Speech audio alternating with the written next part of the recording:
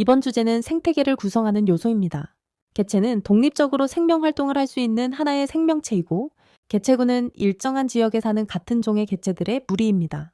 군집은 일정한 지역에 사는 여러 개체군의 무리이고, 생태계는 생물과 환경이 밀접한 관계를 맺으며 서로 영향을 주고받는 체계입니다. 정리하면 개체가 모여 개체군을 이루고, 개체군이 모여 군집을 이루며 군집이 비생물 환경과 생태계를 이루게 됩니다. 생태계는 생물 요소와 비생물 요소로 구성되며, 생물 요소는 생태계에 존재하는 모든 생물로 그 역할에 따라 생산자, 소비자, 분해자로 구분됩니다. 생산자는 광합성으로 스스로 양분을 만드는 생물이며, 소비자는 다른 생물을 먹이로 하여 양분을 얻는 생물입니다. 분해자는 다른 생물의 사체나 배설물을 분해하여 양분을 얻는 생물입니다. 마지막으로 비생물 요소는 생물을 둘러싸고 있는 환경 요인이며, 빛, 온도, 물, 토양, 공기가 속해 있습니다. 이번 주제는 빛과 생물입니다. 빛의 세기가 강한 빛을 받는 잎은 울타리 조직이 발달하여 두껍고, 약한 빛을 받는 잎은 얇고 넓어 빛을 효율적으로 흡수합니다. 바다의 얕은 곳에는 파장이 긴 적색광을 주로 이용하는 녹조류가 많이 분포하고, 깊은 곳에는 파장이 짧은 청색광을 주로 이용하는 홍조류가 많이 분포하며, 그 사이에는 갈조류가 분포합니다. 참고로 빛은 파장이 짧을수록 투과도가 커서 바다 깊은 곳까지 도달할 수 있습니다. 일조 시간은 동물의 생식 주기, 식물의 개화 시기에 영향을 줍니다. 장일 식물은 낮의 길이가 길어지고 밤의 길이가 짧아지는 봄과 초여름에 꽃이 피는 식물이며, 단일 식물은 낮의 길이가 짧아지고 밤의 길이가 길어지는 가을에 꽃이 피는 식물입니다. 참고로 식물의 개화는 빛 없음 기간의 총 길이가 아닌 연속적인 빛 없음 기간의 길이에 영향을 받습니다. 이번 주제는 온도와 생물입니다. 동물의 경우 추운 지방에 사는 정본 동물은 깃털이나 털이 발달되어 있고, 피하 지방층이 두꺼워 몸에서 열이 방출되는 것을 막아줍니다. 포유류는 서식지의 기온이 낮을수록 몸집은 커지고, 몸 말단부는 작아져 단위 부피당 체표 면적이 작아 열 방출량이 적습니다. 변온동물인 개구리와 뱀은 겨울이 되면 온도 변화가 적은 땅속으로 들어가 겨울잠을 자며, 곰과 박쥐 등의 포유류는 에너지 소모를 줄이기 위해 겨울잠을 잡니다. 기러기와 같은 철사에는 계절에 따라 적합한 온도의 장소로 이동합니다. 식물의 경우 툰드레에 사는 털송이풀은 잎이나 꽃에 털이 나 있어 천이 낮아지는 것을 막아줍니다. 낙엽수는 기온이 낮아지면 단풍이 들고 잎을 떨어뜨리지만, 상록수는 잎의 큐티클층이 두꺼워 잎을 떨어뜨리지 않고 겨울을 납니다.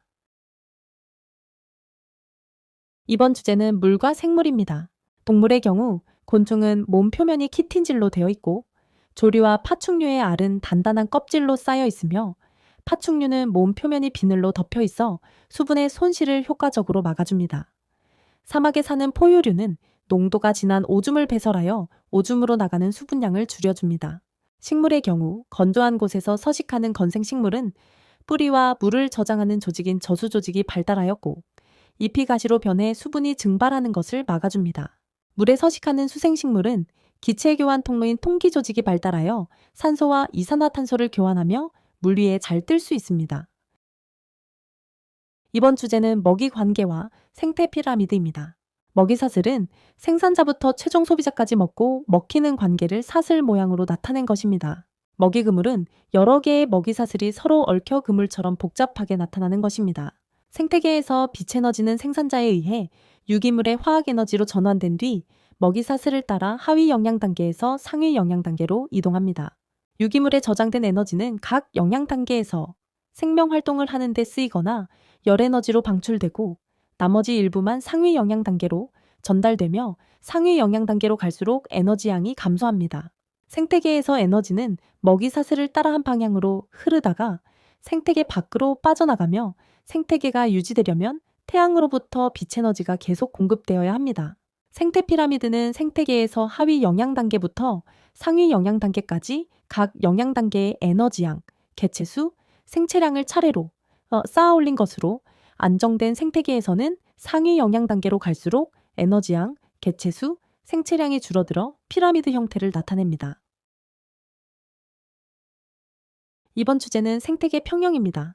포식자인 스라소니와 피식자인 눈신토끼의 개체수 변동은 약 10년을 주기로 반복되고 있습니다.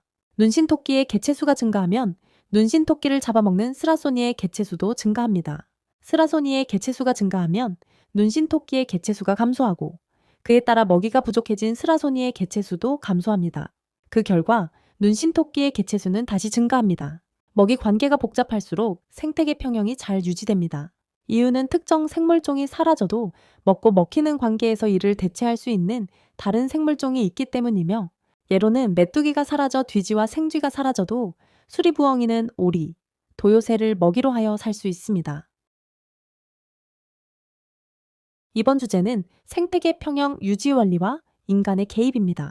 어떤 원인으로 1차 소비자의 개체수가 일시적으로 증가하면 생산자의 개체수는 감소하고 2차 소비자의 개체수는 증가합니다. 이로 인해 1차 소비자의 개체수가 감소하면 생산자의 개체수는 증가하고 2차 소비자의 개체수는 감소하여 생태계는 다시 평형을 회복하게 됩니다. 사슴을 보호하기 위해 늑대 사냥을 허가한 이후 늑대의 개체수가 감소하여 사슴의 개체수가 급격히 증가하게 됩니다. 사슴의 개체수 증가로 식물 군집의 양이 감소하였고 먹이가 부족하여 사슴의 개체수가 급격히 감소하게 됩니다. 이것으로 인간의 간섭에 의해 생태계 평형이 파괴될 수 있다는 것을 알게 됩니다.